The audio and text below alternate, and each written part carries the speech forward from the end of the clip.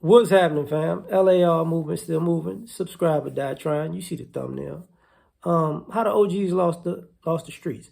So I was watching wind up DJ Vlad wind up popping up with Cold Hard and Crunchy Black. Is he too old to be called Crunchy Black now? Anyway, it's just funny to me. So they were talking about the streets in Chicago, this, that, and the third. And why is it so violent? And it's like the OGs don't have it. You know, the OGs can't control it. They can't reel it in. Well, I'm going to tell you some reasons why the OGs lost the streets. Just in my opinion, right? Never been a gang member, drug dealer. Just in my opinion. Grew up on the west side of Chicago. Just in my opinion. First, they weren't bright. See, when people talk about like Hoover or Ford, you know, Willie Lloyd, he got strung out.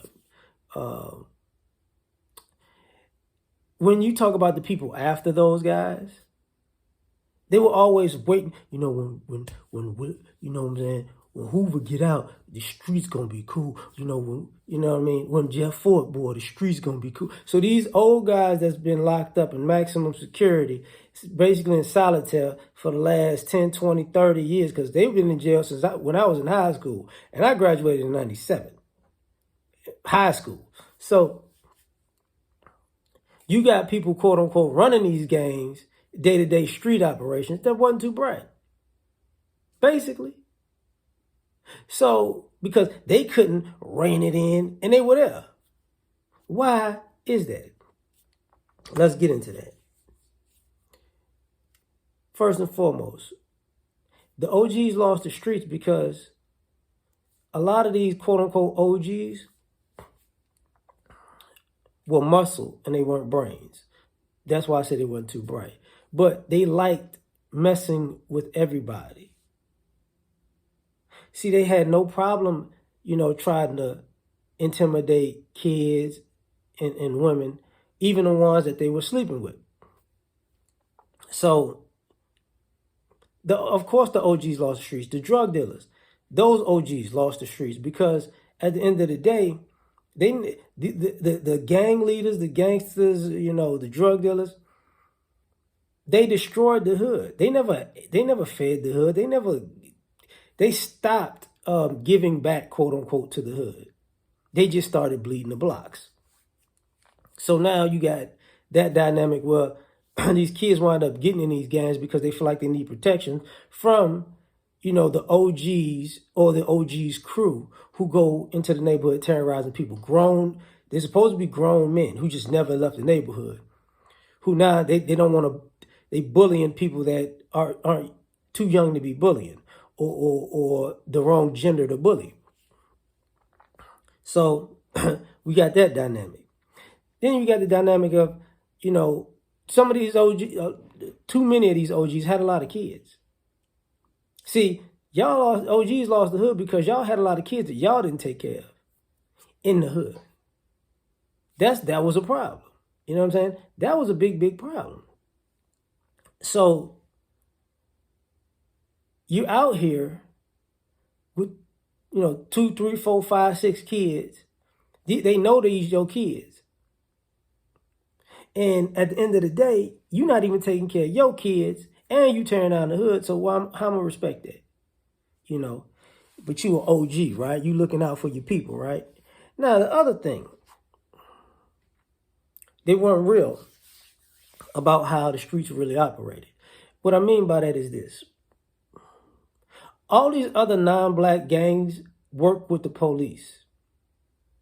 You see what I'm saying? And since we want to use TV references, you know, you could say Snowfall is probably the only show of black criminality where people worked with the government and police. Every other one, you saw the cops trying to bust these people. But when you go to white, Hispanic, you know, Arab, Asian, you would notice even when they make shows, somehow they're working with the police or the government.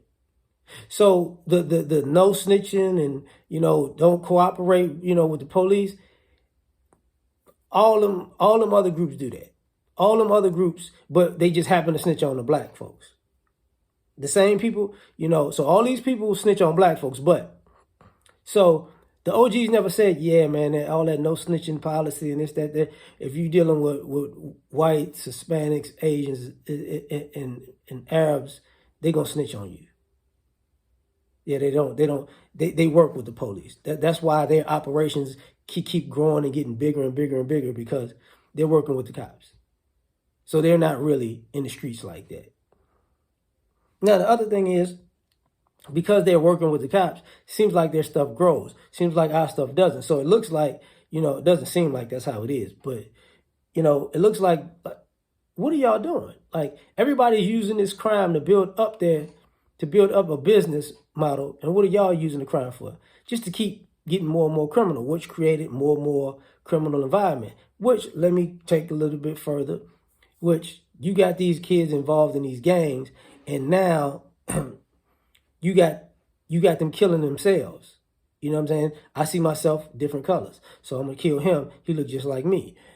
But it's a old school 20, 30, 40-year-old rivalry that you got OGs still on top of the mountain, and they still got these rivalries, but don't nobody know actually where they came from, because even the OGs at this particular point don't know. Because they can't even, as OGs of different gangs, have this conversation and say, hey, we gonna move on with that. Because we got kids shooting other kids for a rivalry that I know halfway about, but I wasn't even fully participating in. So, and you know halfway about it, but we gonna just keep it going, because, you know what I'm saying, you don't need to come over here. Like, because the younger cats started hanging out with the cats in different gangs, because those are gangs. They made it join different gangs, but they might have grew up together. So I'm not going. It's my homeboy. Like, we had sleepovers as a kid. I'm not just going to turn into be a killer with him now. No, it's not going to happen. But that's why the OGs lost the streets. You know what I'm saying? And then on top of that, y'all spend a lot of energy being destructive, and then you turn around and you get locked up, and you get out and you become family men. So you've been making fun of family men this whole time, and then when you get caught up in the game, then you turn around and be one. You call them guys lames and suckers, and you turn around and be one. It's like, nah, bro, I can't respect that. So, oh yeah, and the other thing is they cooning a lot. You got all these OG gang members who they can kill another gang member and be at war with another gang member that's black, but they'll go to jail or not go to jail, but they can't even, they're too afraid to cross that invisible line with the non-black folks. You don't know people over there, they don't play around. So you mean we can kill everybody on this block, but that block is off limits? We can sell drugs on this block, but that block is off limits.